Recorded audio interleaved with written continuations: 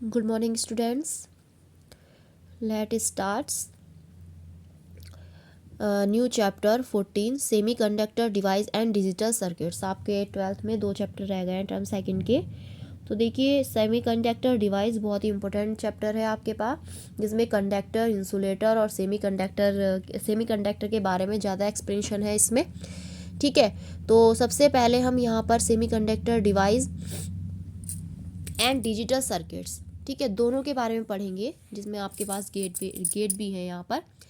तो सबसे पहले देखिए इलेक्ट्रॉनिक डिवाइसेस। इलेक्ट्रॉनिक डिवाइस क्या होता है? जिसमें इलेक्ट्रॉन का फ्लो होता है ना, जिसमें इलेक्ट्रॉन करंट फ्लो होती है। तो any device whose action is based on the control flow of electrons through it is called an electronic device. ठीक है, जिसमें इलेक्ट्रॉन का फ्लो होता है वो आपकी कौन सी डिवाइसेस होती है? इलेक्ट्रॉनिक डिवाइसेस होती है। ठीक है, ये सब आपकी इलेक्ट्रॉनिक डिवाइस है, तो हम उसे इलेक्ट्रॉनिक्स भी बोल सकते हैं। ठीक, तो सबसे पहले आपके पास जो इलेक्ट्रॉनिक डिवाइसेस में है, इसमें 3 टॉपिक यहाँ पर यूज़ होंगे।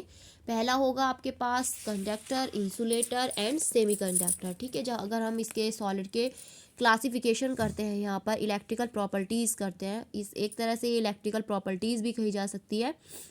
तो इसमें सबसे पहले classification of solids on the basis of their electrical property. तो जब हम इसका क्लासिफिकेशन देखेंगे on the basis of their relative values of electrical conductivity sigma, conductivity को सिग्मा से और रजिस्टिविटी को रो से रिप्रेजेंट करते हैं। दोनों के बीच में क्या रिलेशन है? रो इज इक्वल टू 1/सिग्मा। ठीक है, सबसे पहले आपसे वाइवे में यही पूछा जा सकता है कि जो कंडक्टिविटी उसे किस सिंबल से डिनोट करते हैं, रजिस्टिविटी को किस सिंबल से, और रजिस्टिविटी और कंडक्टिविटी के बीच में क्या रिलेशन है। तो ये क्वेश्चन यहीं से बन सकता है आपका। इसे हम 3 कैटेगरी में यहाँ पर डिवाइड करेंगे, मेटल्स, इंसुलेटर्स एंड सेमीकंडक्टर्स। तो जो मेटल्स है, मेटल्स कौन से होते हैं? मेटल जिसमें इलेक्ट्रिसिटी का फ्लो ईजिली हो जाता है, ठीक है, वे होते हैं मेटल्स। और ये वेरी लो रजिस्टिविटी और हाई कंडक्टिविटी, मतलब मेटल्स में रजिस्टिविटी तो लो रहती है, लेकिन जो कंडक्टिविटी होती है वो हाई होती है। ठीक है, तो अगर हम बात करें यहाँ पर रजिस्टिविटी की, तो 10⁻⁻2 से 10⁻⁻8 ओम मीटर, तो इसकी हो जाएगी रजिस्टिविटी। और कंडक्टिविटी की बात करें तो 10⁻2 से 10⁻8, ठीक है, साइमन मीटर इनवर्स।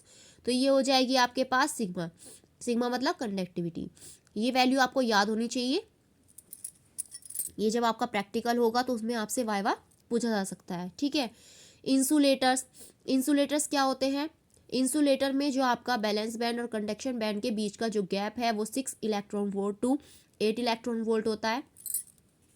ठीक है, और मेटल्स में बैलेंस बैंड और कंडक्शन बैंड के बीच में ओवरलैपिंग होती है। ठीक है, तो इसका मतलब इंसुलेटर्स में हाई रजिस्टिविटी और लो कंडक्टिविटी होती है। तो इसमें जो हम रो की वैल्यू है रजिस्टिविटी की, वो 10⁸ ओम मीटर, और सिग्मा कंडक्टिविटी मतलब इसकी होगी 10⁻⁻8 साइमन मीटर इनवर्स। ऐसी सेमीकंडक्टर है। सेमीकंडक्टर में बहुत ही स्मॉल बैंड गैप होता है 1 इलेक्ट्रॉन वोल्ट का। तो दे पजेस रजिस्टिविटी और conductivity intermediate to metals and insulator, मतलब ये मेटल और इंसुलेटर दोनों के बीच वर्क करता है। दोनों के बीच का है, तो जो आपकी रजिस्टिविटी है वो 10⁵ से 10⁻0, और जो सिग्मा कंडक्टिविटी होगी वो 10⁻⁻5 से 10⁻0 साइमन मीटर इनवर्स होगी। ठीक है, तो ये हो जाएगा आपके पास तीनों में डिफरेंस। तीनों में डिफरेंस भी पूछा जा सकता है कि किसकी रजिस्टिविटी लो होती है, किसकी रजिस्टिविटी हाई होती है। तो देखिए, मेटल्स में रजिस्टिविटी लो है, इंसुलेटर में हाई है, और सेमीकंडक्टर में इंसुलेटर और मेटल के बीच की है। ठीक है, और जो मेटल्स की कंडक्टिविटी है वो हाई होती है, और इंसुलेटर की क्या होती है? लो रहती है। ठीक है, अब इसके 3 पॉइंट्स हैं यहाँ पर सेमीकंडक्टर के। तो देखिए, semiconductors have a much higher resistivity than metals, कि जो सेमीकंडक्टर्स हैं वो हायर रजिस्टिविटी रखते हैं किससे? मेटल्स के कंपैरिजन में। ठीक है, हायर रजिस्टिविटी मेटल्स, क्योंकि मेटल्स की जो रजिस्टिविटी है वो तो लो है, तो इसका मतलब इसकी हाई रहेगी। नेक्स्ट देखिए, semiconductor have a temperature coefficient of resistivity alpha that is both negative and high. तो जो सेमी कंडक्टर है, क्योंकि आपका जो सेमी कंडक्टर है वो मेटल और इंसुलेटर के बीच में वर्क करता है, तो जो इसका ये जो टेम्परेचर कोफिशिएंट रखता है रेजिस्टिविटी का, वो आपका निगेटिव और हाई, ठीक है। That is resistivity of semiconductor decreases rapidly. जो सेमीकंडक्टर की रेजिस्टिविटी है वो डिक्रीज होती है किसके साथ, टेम्परेचर के साथ, ठीक है। जबकि मेटल की क्या होती है, इंक्रीज होती है, ठीक है। तो जो मेटल की रेजिस्टिविटी है वो आपकी यहाँ पर अगर ये डिक्रीज होगी तो मेटल की रेजिस्टिविटी क्या हो जाएगी, increase. Semiconductors have a considerable lower number density N of charge carriers per unit volume than metals. जो सेमीकंडक्टर हैं वो लोअर नंबर डेंसिटी रखते हैं चार्ज कैरियर की, ठीक है, देन मेटल्स के कंपैरिजन में। अगर सेमीकंडक्टर का हम क्लासिफिकेशन देखें यहाँ पर, तो इसके 2 टाइप्स हैं, एक एलिमेंटल सेमीकंडक्टर्स है, एक कंपाउंड सेमीकंडक्टर है। तो एलिमेंटल सेमीकंडक्टर सबसे ज़्यादा एग्जाम्पल इसका लिया जाता है सिलिकॉन और जर्मेनियम का, ठीक है। इसी के हम यहाँ पर डायग्राम शो करेंगे, सिलिकॉन और जर्मेनियम, ठीक। तो आपके पास देखिए कंपाउंड में इनऑर्गेनिक है और ऑर्गेनिक पॉलीमर्स हैं। तो इनऑर्गेनिक में आपका CDS, GaAs, CdSe, ठीक है, ये हैं। और ऑर्गेनिक में आपका ये आ जाएंगे तीनों, ठीक है। तो ये दोनों एग्जाम्पल भी आप याद कर लेना यहाँ से कि जो कंपाउंड सेमीकंडक्टर्स में 2 टाइप्स होते हैं, इनऑर्गेनिक, ऑर्गेनिक, इनके क्या एग्जाम्पल्स हैं, ठीक है। अब देखिए सेमीकंडक्टर्स के जब हम क्लासिफिकेशन यहाँ पर देखेंगे तो यहाँ पर 2 टाइप्स के क्लासिफिकेशन आ रहा है, इंट्रांजिक और एक्सट्रांजिक सेमीकंडक्टर।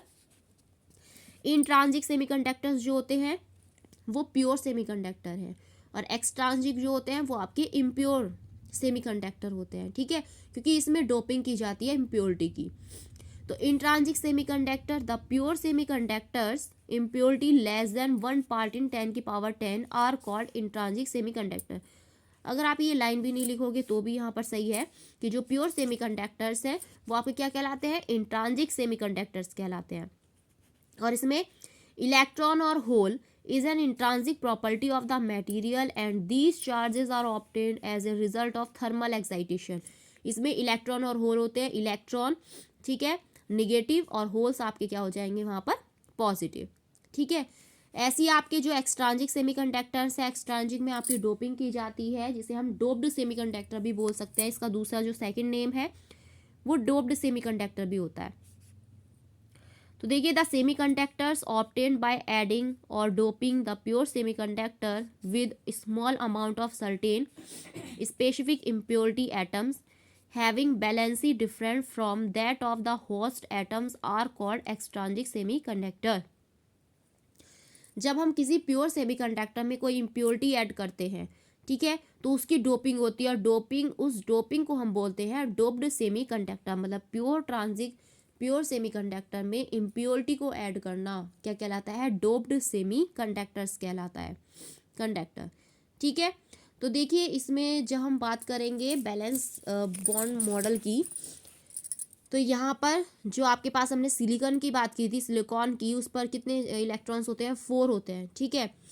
तो देखिए यहाँ पर +4, इस तरीके से ये इलेक्ट्रॉन आपका एक एक यहाँ पर एक दूसरे को ट्रांसफ़र कर रहे हैं कंप्लीट करने के लिए, ठीक है। तो कोवैलेंट बॉन्डिंग इन SI और GE, मतलब सिलिकॉन और जर्मेनियम में, the symbol +4 represent inner core of germanium silicon, all bonds are intact at low temperature. जो चारों तरफ के हैं वो लो टेम्परेचर के हैं इलेक्ट्रॉन, और ये आपके सिलिकॉन के हैं, ठीक है। Valence bond model intrinsic semiconductor का, ठीक।